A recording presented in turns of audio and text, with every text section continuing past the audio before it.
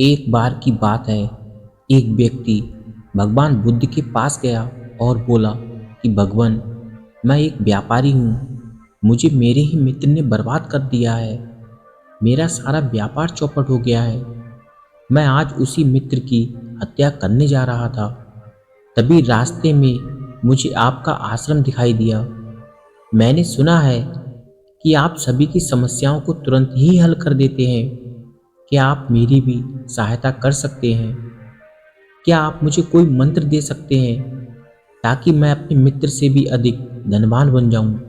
बुद्ध ने कहा, मैं तुम्हें एक रास्ता बता सकता हूं कि यदि तुम उस पर चलोगे तो तुम्हारा सारा खजाना कभी खत्म नहीं होगा, उल्टा वह और बढ़ेगा। व्यापारी बोला, हे बुद्ध, जल्दी से आप मुझे वह मार्ग बता दीजिए। बुद्ध ने कहा कि मार्ग बताने से पहले तुम मुझे ये बताओ कि तुमने अपने मित्र के साथ क्या किया। जितनी सच्चाई से तुम मुझे सच बताओगे, उतनी जल्दी मेरा मार्ग तुम्हें आगे ले जाएगा। व्यापारी बोला, मैं और मेरे मित्र 7 साल पहले इस नगर में आए थे। जब हम यहाँ पर आए थे तब मेरे मित्र के पास ज़्यादा धन नहीं था। उसके मुकाबले मेरे पास अधिक धन दौलत थी। वह मेरे पास आया और बोला कि उसे व्यापार शुरू करना है, जिसके लिए उसे कुछ पैसे जुटाने हैं। मैंने दोस्ती के नाते उसकी मदद कर दी। कुछ ही समय में वह मेरे जितना धनवान बन गया। उसका व्यापार बहुत तेजी से आगे बढ़ने लगा।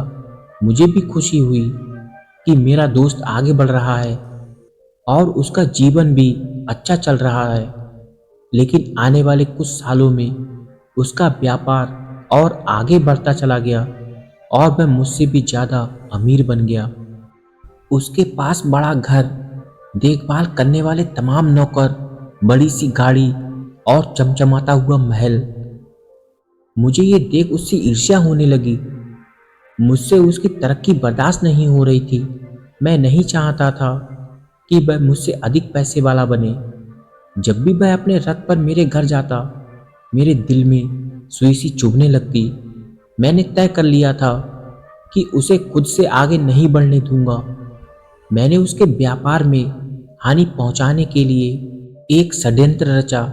यहाँ तक कि खुद का व्यापार भी मैंने दांव पर लगा दिया, जिससे उसे थोड़ा नुकसान तो हुआ, लेकिन मुझे उससे ज़्यादा नुकसान हो गया। मेरा व्यापार नष्ट हो गया।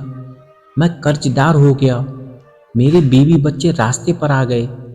बुद्ध ने कहा, क्या तुमने अपने मित्र के साथ सही किया? व्यक्ति बोला, मैंने उसके बुरे समय में उसे धन दिया, उसकी मदद की, तो मैंने उसके साथ कहाँ बुरा किया? जब मेरा बुरा समय आया, वह मेरी मदद कर सकता था। वह चाहता तो जब वह उन्नति कर रहा था तब वह मेरा साथ दे सकता था, मुझे भी शामिल कर सकता था। लेकिन उसने सिर्फ अपने बारे में ही सोचा। वह भूल गया कि मेरे ही दिए हुए पैसों से वह आगे बढ़ा है। बुद्ध ने कहा, जब वह आगे बढ़ रहा था, क्या तब तुम उन्नति नहीं कर रहे थे? व्यक्ति ने कहा, मेरे व्यापार में भी उन्नति हुई, लेकिन मेरे मित्र जितना नहीं। तब बुद्ध ने कहा, आखिर तुम्हें किस चीज की कमी थी? वह व्यक्ति बोला, मुझे किसी चीज की कमी नहीं थी। मैं बस नहीं चाहता था कि मेरा मित्र मुझसे आगे बढ़े, अधिक धनवान बने। बुद्ध ने कहा, ऐसा क्यों? क्या इस दुनिया में तुम्हारे मित्र से अधिक धनवान कोई नहीं है? व्यक्ति बोला, हाँ है। मेरे मित्र से भी अधिक धनवान व्यापारी यहाँ पर है। बुद्ध ने कहा, फिर क्यों तुम अपने मित्र से अधिक धनवान बनना चाहते हो? जो और व्यापारी इस दुनिया में हैं, उनसे अधिक धनवान क्यों नहीं बनना चाहते? यदि वास्तव में देखा जाए तो हम अपने से नीचे किसी भी व्यक्ति को आगे बढ़ता नहीं देखना चाहते। जो हमारी दया का पात्र है, हम चाहते हैं कि वह हमेशा हमारी दया का पात्र ही बनकर रहे। वह भले ही हमसे आगे निकल जाए। हम अपने चेहरे पर मुखौटा लगाकर उन्हें दिखा तो देते हैं कि हम उनकी कामयाबी से खुश हैं, लेकिन ऐसा नहीं होता है। हम अंदर ही अंदर जलने लगते हैं कि वह हमसे अधिक कैसे बढ़ गया, खासकर तब जब हम उसे आगे बढ़ने का रास्ता हमने दिखाया है और वह कुछ समय बाद हमसे भी आगे निकल जाता है। हमें ये खटकने लगता है कि जिस पर हम दया दिखाते थे वह आज हमें दया दिखाने लगा है, उस पर भी तब जब वह व्यक्ति आपकी दिखाई दया का गुणगान नहीं करता है, आपकी मदद नहीं करता। तब आप उसे ये बताना चाहते हैं कि जो कुछ भी आज उसे मिल रहा है वह सब कुछ उसे हमारी दया दृष्टि से ही मिल रहा है। तब आप उसके खिलाफ षड्यंत्र रचने लगते हैं और चाहते हैं कि वह व्यक्ति वापस उसी जगह पर आ जाए जहां से आपने उसकी मदद करके उसे आगे बढ़ाया था, और आप उस पर फिर से दया कर सकें, जिसके चक्कर में आप अपना सारा सुख चैन छोड़ देते हैं। तुम चाहते हो तो अपने मित्र की उन्नति को सहनशील स्वीकार कर सकते थे और अपने व्यापार में भी उन्नति कर सकते थे। तुम में कोई कमी नहीं थी, तुमने खुद को, अपने व्यापार को खुद ही बर्बाद कर दिया। वह व्यक्ति बोला, हे बुद्ध, आप मुझे ये ना बताएं कि मैंने क्या सही और क्या गलत किया, बल्कि आप मुझे वह मार्ग बताएं जिससे मैं अपने मित्र से भी आगे बढ़ सकूं। बुद्ध ने कहा, क्या तुम अपना सब कुछ दांव पर लगाने के लिए तैयार हो? अगर हाँ, तो मैं तुम्हें वह रास्ता दिखा सकता हूँ। वह व्यक्ति बोला, हाँ मैं तैयार हूँ, मैं अपना सब कुछ दांव पर लगा दूंगा। तो बुद्ध ने कहा, तब तुम 18 महीनों में ही अपने मित्र से भी अधिक धनवान बन जाओगे और एक ऐसी संपत्ति के मालिक हो जाओगे जो कभी खत्म नहीं होती। तुम सबसे पहले अपने मित्र के पास जाओ और अपना व्यापार शुरू करने के लिए उससे धन मांगो। व्यक्ति ने कहा, ये आप क्या कह रहे हैं बुद्ध, मैं अपने मित्र से नहीं मांग सकता। बुद्ध मुस्कुराए और बोले, अगर तुम्हें वह संपत्ति चाहिए तो तुम्हें ऐसा करना ही होगा। जाओ अपने मित्र से धन लेकर आओ और अपना व्यापार शुरू करो।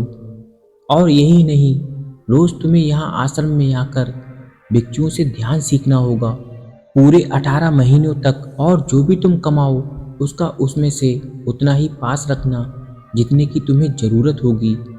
बाकी सब गरीबों में दान कर देना और लोगों की मदद के लिए उपयोग करना। नशा मत करना, किसी की निंदा मत करना, अपना व्यापार पूरी ईमानदारी से करना, कोई षड्यंत्र मत रचना। तुम पूरे 18 महीनों तक ऐसा ही करो, तब देखना तुम्हें वह खजाना मिल जाएगा और कभी खत्म नहीं होगा। उस व्यक्ति ने ऐसा ही किया और 18 महीनों के बाद बुद्ध के पास आया और उनके चरणों में गिरकर बोला कि हे बुद्ध, आप जिस संपत्ति की बात करते थे वह मुझे मिल गई है। तब भगवान बुद्ध ने कहा, क्या तुम्हारा व्यापार तुम्हारे मित्र से आगे बढ़ गया है? व्यक्ति ने कहा कि मेरा व्यापार तो बेहद छोटा सा है, लेकिन अब मैं उसमें संतुष्ट हूँ। मैं इतना कमा लेता हूँ कि अपने बीवी बच्चों को अच्छा जीवन दे सकूँ, और मैं उसी में से दूसरों की मदद भी कर देता हूँ।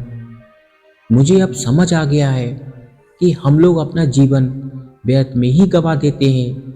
जो संपत्ति हमारे पास है उसे नहीं देखते, बल्कि हम तो केवल कंकड़ और पत्थर बीनने में ही लगे रहते हैं। जिस बात को मैं पहले नहीं समझ पाता था, अब वह बातें मुझे स्पष्ट समझ आने लगी हैं।